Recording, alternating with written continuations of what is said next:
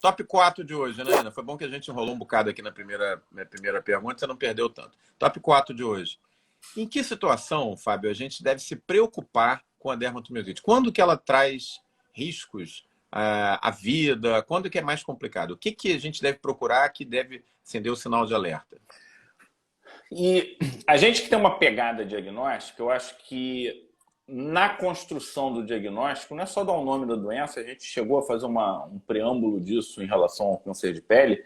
O diagnóstico ele deve ser composto por camadas, e nas camadas o prognóstico ele entra, porque em cima do prognóstico daquele determinado diagnóstico, você vai ser mais ou menos intempestivo, vai escolher mais ou menos medicações, a tua conduta vai se basear, né, numa possível previsão. E é disso que a gente está falando aqui, né? Quando que a gente tem que ficar de olho e mais preocupado com a dermatomiosite? Então, evolução rápida na dermatomiosite é muito ruim. Nem toda doença de evolução rápida é tão ruim, mas a dermatomiosite é muito ruim. Então, ficou fraco muito rápido, apareceu muita lesão ao mesmo tempo. Fique preocupado, porque não vai dar bom se não começar o tratamento certo. Outra coisa é a agressividade da lesão, aí no caso da pele faz diferença. Então, muita lesão que erosa, ulcera ou faz bolha é ruim. Não, geralmente é caso que você precisa ser intenso. Não significa que não responda bem ao tratamento necessariamente, sabe, Omar? Mas você tem que ter uma estratégia terapêutica intensa. Agora eu queria falar de um sinal de alerta que talvez as pessoas não tenham se dado conta, mas ela é muito valiosa nas doenças autoimunes como um todo, pelo menos as reumatológicas, que eu tenho mais contato, que é febre. Febre em doença reumatológica autoimune é muito ruim.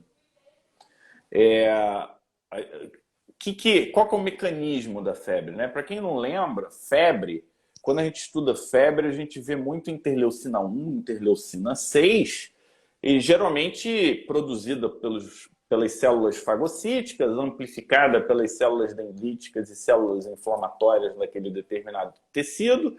E aí você tem participação da COX, você tem participação das prostaglandinas, e aí você tem aquilo amplificado localmente, chega no hipotálamo, do hipotálamo você tem sinal nervoso, aí vai para vaso, aí você vai para músculo, aí você vai para gordura bege, e aí você tem o aumento da temperatura. É assim que funciona, é o músculo principal, né?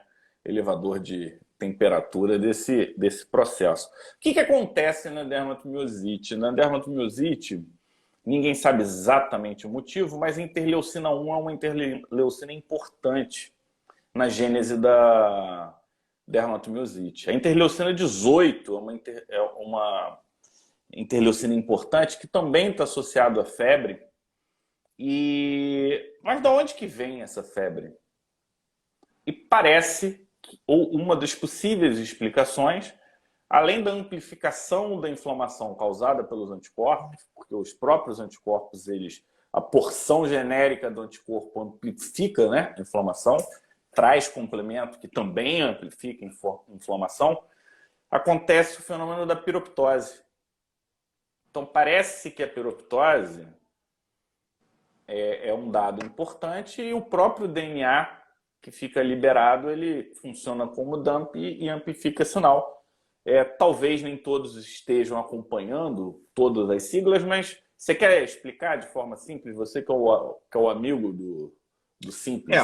A nossa resposta imune inata, né, ela reconhece alguns padrões de resposta, que são esses dumps, né? Então, quando o tempo todo no corpo da gente, a gente tem destruição de células, e uma das estruturas celulares que é mais antigênica é o DNA. Até por isso ele está isolado dentro de duas membranas, né, do nosso sistema imune, a membrana externa da célula e a membrana do núcleo. Então, uma das coisas fundamentais, quando existe uma destruição de qualquer célula no corpo, é que esse DNA seja rapidamente quebrado e, vamos dizer assim, dissociado, para que ele não gere resposta imune. nesses casos que o Fábio está discutindo, você tem falhas nesse processamento do DNA, e aí o DNA fica ali presente, exposto e gerando resposta imune, amplificando a resposta imune que já existe na doença, na colagenose, né? É mais ou menos isso.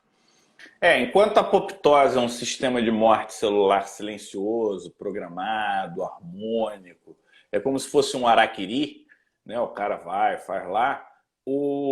A piroptose é um estilo mais kamikaze, chama atenção, explode, chama atenção de todo mundo.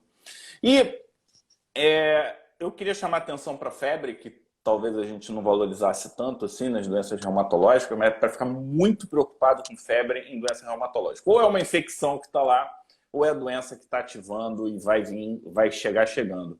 Mas você sabe uma causa de piroptose que conecta a pele com essa doença sistêmica? É a exposição ao ultravioleta B. Então aqui a gente tem um possível nexo no futuro. Aí, pessoal, eu preciso que vocês entendam que a questão da piroptose, a febre já foi associada a mau prognóstico e mortalidade. Não foi avaliado em tantos estudos assim, mas tem alguma evidência. A piroptose ela nasce de teorias e de possíveis mecanismos. Então, eu acho que é algo que a gente vai ver melhor definido e melhor desenhado no futuro, tá? Ainda não é uma resposta categórica, vamos dizer assim. Não dá para dizer que com certeza é assim, se daqui a X tempo alguém descobrir que piroptose não tem nada a ver, vão falar, pô, o Fábio falou uma besteira lá na live, falou que era piroptose e tal. Eu acho que não vai ser besteira não, mas de qualquer forma a gente tem que, na nossa composição racional, a gente tem que ter esse alerta, né? A gente não pode defender esse ponto como se fosse uma verdade absoluta. Bom, então tá aí, pessoal. Vocês estão acompanhando a gente, tem inclusive não médicos aqui com a gente, os pontos em que o médico e o próprio paciente que é portador da doença tem que ficar ligados foram bem destacados aqui pelo Fábio. E nessas situações, alguns tipos específicos de lesão de pele, a presença da febre, a prostração, a evolução muito agressiva, tudo isso são sinais de que é necessário que esse diagnóstico seja feito o mais rápido possível e que, mais ainda, que a terapêutica seja instituída. Esses casos que nós estamos comentando aqui, do Fábio, 2 anos sem diagnóstico, pacientes que eu estava relatando aqui com 1 ano também sem diagnóstico, ou pelo menos perseguindo esse diagnóstico, é fundamental que isso seja feito o mais rapidamente possível.